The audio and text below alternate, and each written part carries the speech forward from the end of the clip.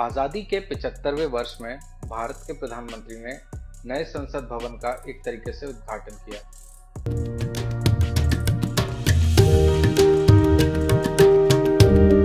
पर सवाल ये पैदा होता है कि इंडिया को नए पार्लियामेंट की आवश्यकता क्यों पड़ी और ये क्यों इतना जरूरी है, जबकि हमारे पास ब्रिटिश का बनाया हुआ एक बहुत ही बेहतरीन पार्लियामेंट है। तो इसका one of the main reason दिया गया है कि इंडियन डेमोक्रेसी को आने वाले समय में एमपी मतलब मेंबर ऑफ पार्लियामेंट की संख्या में मतलब सांसदों की नंबर ऑफ सीट्स की वृद्धि करने की जरूरत होगी और पुरानी पार्लियामेंट में सिटिंग कैपेसिटी इतनी नहीं है। प्रधानमंत्री जी ने संसद का उद्घाटन किया और अंग्रेजों से भारत को पावर ऑफ ट्रांसफर का प्रतीक सेंगोल रखा। सेंगोल एक सोना चढ़ाया हुआ चांदी का राजदंड है जिसे 2023 में प्रधानमंत्री नरेंद्र मोदी द्वारा भारत के नए संसद भवन में स्थापित किया गया था, जो आप इस इमेज में भी देख सकते हैं।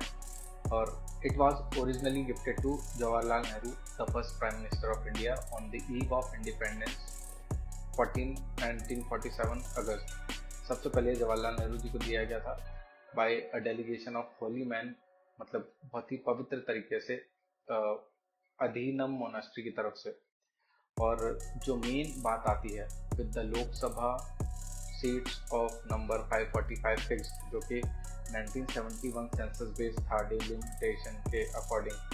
सो 545 सीट्स की सिटिंग अरेंजमेंट के अकॉर्डिंग आज की सिचुएशन में ये पार्लियामेंट फिट नहीं बैठता है।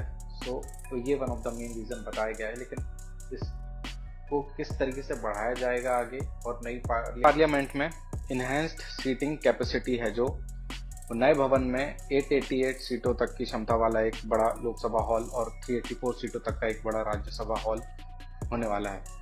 Joint sessions of Parliament can now accommodate up to 1272 seats। मतलब जो जॉइंट सेशंस होंगे पार्लियामेंट के, लोकसभा और राज्यसभा के, उसमें 1272 सीट्स तक की फैसिलिटी होगी बैठने की, और जिसमें डेमोक्रेटिक प्रोसीडिंग चलेगी। मतलब आने वाले टाइम में 2026 में फिर से लोकसभा सीट्स का डिलिमिटेशन होगा। और अपोजिशन का कहना है कि हो सकता है ये पॉपुलेशन के बेसिस पे हो, मतलब जनसंख्या के बेसिस पे।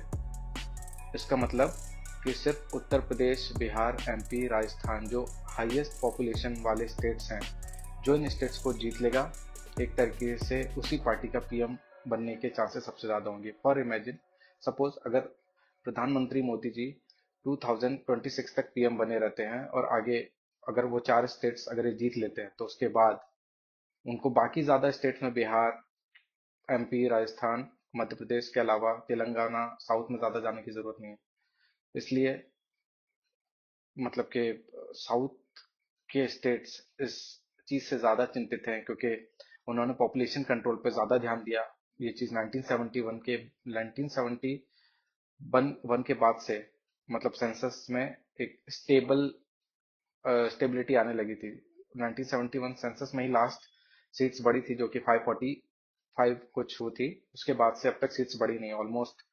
आप 1971 के बाद शायद 19 जो नेक्स्ट 5 इयर्स थे 1977, उसके बाद से आप गिन सकते हैं अब तक ऑलमोस्ट मोर देन 77 से 2023 और 23 ऑलमोस्ट मतलब 50 साल से सीट्स नहीं बढ़ी।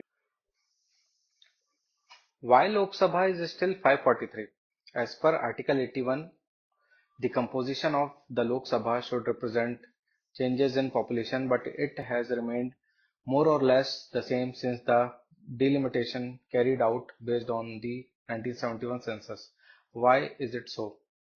दोस्तों, हमारा कॉन्स्टिट्यूशन ही हमको इजाजत देता है कि हम जो डिलिमिटेशन करें लोकसभा की, वो पॉपुलेशन की बेसिस पे ही करें। लेकिन जैसे यूएस में 50 स्टेट्स हैं, वहां पे हर स्टेट से दो रिप्रेजेंटेटिव्स आते हैं लोग। तो दोस्तों, अभी हमने बात करी कि कैसे यूएस में 50 स्टेट्स हैं और हर एक स्टेट से दो रिप्रेजेंटेटिव्स आके लोकसभा में बैठते हैं। लेकिन हमारे यहाँ ये पॉसिबल नहीं है, क्योंकि हमारा कॉन्स्टिट्यूशन लोकसभा में जो मेंबर्स भेजता है वो पॉपुलेशन की बेसिस पे भेजता है। लेकिन फिर भी आगे के लिए हम लोग कुछ अलग तरीके से डिलिमिटेशन की प्रोसेस को इनिशिएट कर सकते हैं, I am not forcing anyone, ये जस्ट मेरा एक सजेशन है, क्योंकि अगर पॉपुलेशन के बेसिस पे हमारी कंट्री में डिलिमिटेशन प्रोसेस कंटिन्यू हुआ तो आगे जाके ये साउथ के स्टेट्स के साथ एक तरीके से नाइंसाफी होगी, क्योंकि साउथ के स्टेट्स ने पॉपुलेशन कंट्रोल पे बहुत ज्यादा ध्यान दिया है और उसके लिए उनको रिवॉर्ड मिलना चाहिए, ना कि उनको डिग्रेड करना चाहिए इस चीज में। और जैसे कि मैंने आपको बताया कि हमारा कॉन्स्टिट्यूशन इस चीज की इजाजत देता है, आर्टिकल 81। और जैसे यूएस में 50 स्टेट्स में हर 2 रिप्रेजेंटेटिव्स जाके इक्वली स्टेट्स को रिप्रेजेंट करते हैं, ताकि एक प्रॉपर डेमोक्रेटिक हर एक स्टेट अपनी बात जाके सेंट्रल में अपनी स्टेट की प्रॉब्लम्स रख सके।